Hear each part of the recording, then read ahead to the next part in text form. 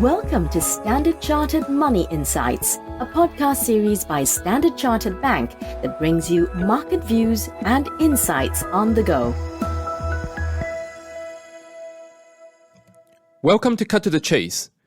Today is Thursday, the 20th of July. I'm Daniel Lam, your host for the podcast. One of my best chess friends went to Osaka for a holiday with his family last Sunday, and he changed his US dollar into Japanese yen early last week, and that was excellent timing. As we discussed in our podcast this Tuesday, dollar yen has fallen sharply from 145 to around 140 over the last 10 sessions. Now tomorrow, the Japan CPI release will be an extremely important piece of data to determine the further trend of the Japanese yen. Our house view is that the BoJ is likely to significantly tighten its policy in the fourth quarter this year.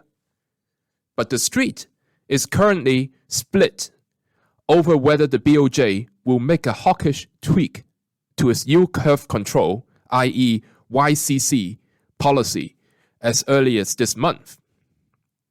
Now, the clear step change higher in Japanese macro over the first half of this year is why a number of economists are expecting the BoJ to act sooner rather than later. If you take a look at the card spending data, you can see a structural shift higher in economic activities, especially across younger people and also on services. For example, the spending on going out is growing at double-digit levels, dramatically higher than the pre-COVID times. The current spending patterns suggest that Japan is following the same reopening dynamics that led to entrenched inflation in the US and in Europe last year.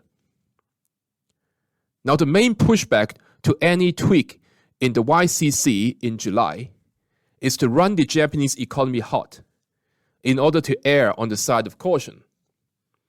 For example, there was a slight softening in economic momentum over the month of June. However, the strong data over the first 5 months of this year lends quite good support for further normalization in policies.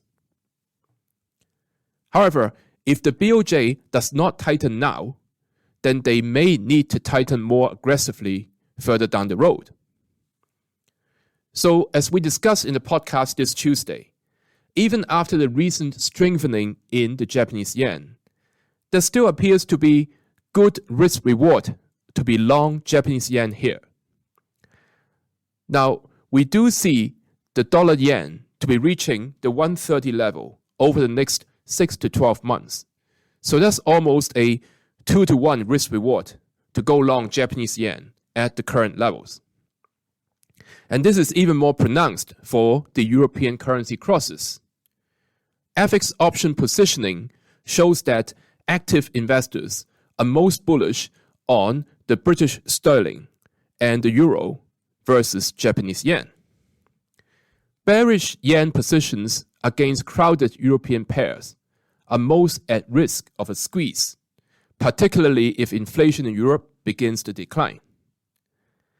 That is all from me for today. As always, if you enjoy this podcast, please don't forget to rate and like it. Thanks for listening, and we wish you a happy day ahead. Thank you for listening to Standard Chartered Money Insights, a podcast series by Standard Chartered Bank. For more details on the latest market insights, subscribe to Standard Chartered Money Insights.